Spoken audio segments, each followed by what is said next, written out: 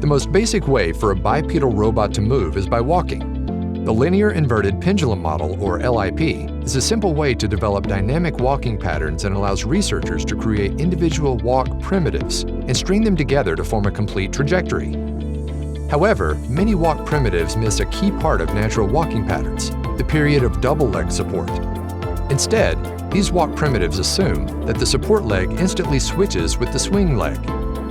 They also require the robot to shift its foothold to connect each primitive, which reduces walking performance. But a recent study devised novel walking primitives that include a double support phase.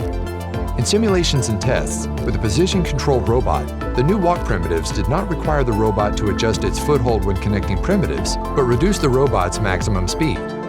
More research is needed, but these walk primitives combine the simplicity of the LIP model with the improved performance of a double support phase.